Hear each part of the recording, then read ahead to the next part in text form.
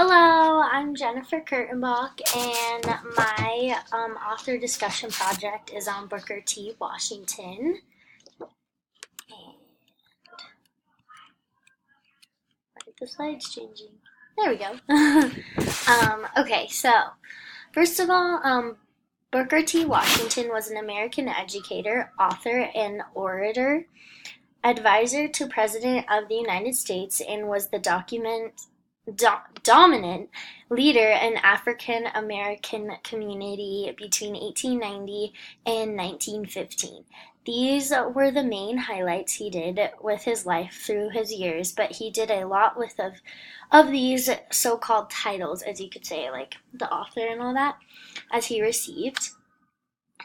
Switch the slide. Okay, so his early life. Booker's early life, you could say, was very rough. He was born into a slave family. He didn't have a surname, as they call it, or what we call a last name. And he also didn't know, didn't know it at least, and he didn't even know his birth date. So that's like pretty sad. You don't even know your own birthday. But after the emancipation, the family moved to West Virginia, where Booker started to teach himself how to read and write. And then when starting school, he needed a last name. So he started using his stepfather's name, Washington, but as time went on, his mother told him that when he was born, his actual name was Booker Taliaferro. Might be pronouncing that wrong, but that's what he was told. And Booker, never knowing this, felt like he should have had his real last name be put into his name, so he adopted it and has gone by Booker Taliaferro Washington ever since, or also known as Booker T. Washington for short. He decided to attend Hampton Institute for a few years, and a school that was dedicated to teaching freed men. So he felt like he belonged there. Okay, so after attending Hampton Institute, Booker opened up his first teachers college in Alabama called Tuskegee. I might be saying that wrong. Tuskegee Institute now. Now Tuskegee University, it's called, but it opened July 4th, 1881. The students at the school literally built it from scratch. Like they constructed all the brick buildings, barns, and they had their own crops and livestock on the campus grounds. So that's pretty cool. And he eventually started opening other schools for blacks to learn in. His main goal was to produce teachers of farming and trade who taught in the new schools and colleges for blacks across the South. He led the institute for the rest of his life, more than 30 years. He believed that by providing needed skills to society, African Americans would play either part leading to acceptance by white Americans. He believed that blacks would eventually gain full participation in society by acting as responsible, reliable American citizens. Okay, so the Atlanta Compromise.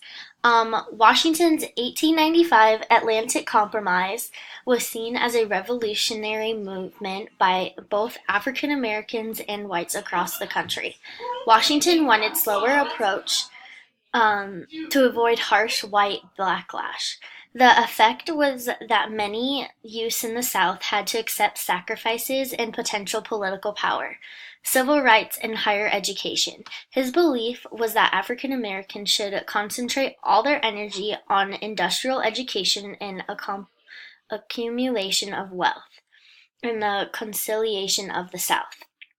Blacks would eventually gain full participation in society by showing themselves to be responsible, reliable American citizens, Washington thought.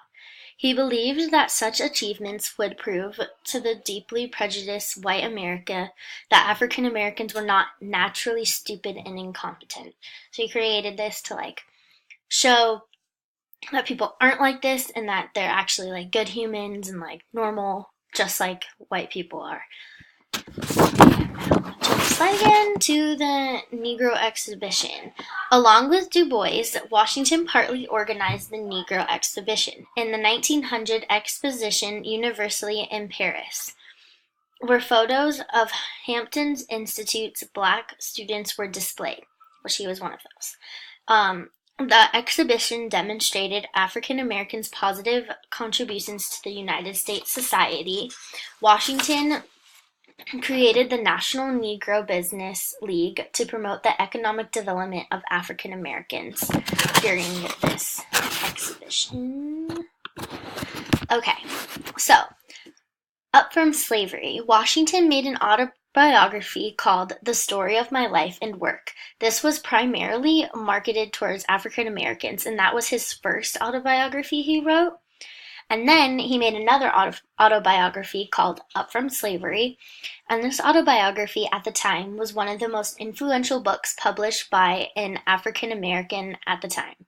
In this book, Washington talked about African American learning how to accept their unequal positions in the U.S. society, but secretly he was funding civil rights movements. In 1905, W.E.B. Du Bois insisted that African Americans have full civil rights. Up from Slavery was an autobiography of Washington's life from slavery to the principal of Tuskegee University. So it started literally from when he was little all the way up until he became the principal, you could say, of the school.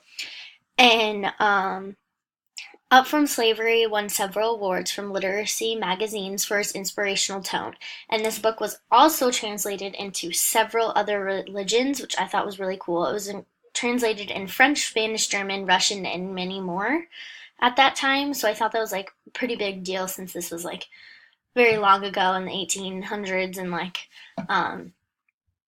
to get your book published in that many languages and this super inspirational was really cool, I thought. Next slide. Okay, so for this class we were required to read in our textbook Up from Slavery, some chapters from it. So I did that, and in the book I found some quotes that I really liked from it. So I'm going to share those. And the first one is, "He seemed to be as careful to shake hands with some old colored auntie, clad partially in rags, and to take as much pleasure in doing so as if he were greeting some millionaire." So I thought this quote was sweet because Mr. Cleveland, the president at the time, treated everyone with respect and greatness, and Washington looked up to Mr. Cleveland for being this way, and I believe that this could have very influenced Washington in some of his works or pieces he made, and really gave him the outlook on wanting to help people, especially at this time when African Americans were frowned upon, and for the president to act like that he still was very touching to me, that he still cared even though they weren't white Americans. And another quote is, "I do not believe that any state should make a law that permits an ignorant and poverty-stricken white man to vote, and prevents a black man in the same condition from voting." Oh, and the quote before was in our book on page 576, and this quote is in our book on page 579. And I thought this quote was very inspirational, and the fact that he is saying that no matter white or black, everyone should be able to vote, no matter your religion, if you're rich or poor, or the color of your skin. Having equal laws is only fair, and that's kind of how the civil rights movement, I feel came into play in this, and how he saw that, and how he needed that everyone should be treated equal, no one should be different. And yeah, so those were my favorite quotes from the reading we had to read on Booker T. Washington. And here's some information about the end of his life. He died November 14th, 1915 at age 59. And a few years ago, not a few years, in the late 1900s, they figured out that he died from congestive heart failure. And so he didn't die because someone killed him or anything. It was because of a natural cause, you could say. And I thought this was really cool, but he was buried on campus of Tuskegee University near the university's chapel. And I am not certain if he is still there, but I would assume he is. There's probably like a really cool memorial service there, which I think is really awesome, and that'd be really cool since he started it. And there's another really cool fact I found is that at his death, Tuskegee's endowment was exceeded 1.5 million, and that meant that Washington's greatest life's works, the education of blacks in the South, was well underway and expanding. And yeah, that's about it. But thank you for listening to my author discussion on Booker T. Washington. I really enjoyed learning about him, and I thought he was very interesting and influential at that period of time and had a lot of courage for all the stuff he did. Um, Thank you, and have a good day. Oh, also, sorry. This is my works cited page, so it has like our book on it, and then I also watched a video on the historychannel.com about him, and that's where I got some of these like random facts, but I mainly got all the information from the book and from Up From Slavery, which we were required to read. But yeah, thank you. Hope you enjoyed my presentation.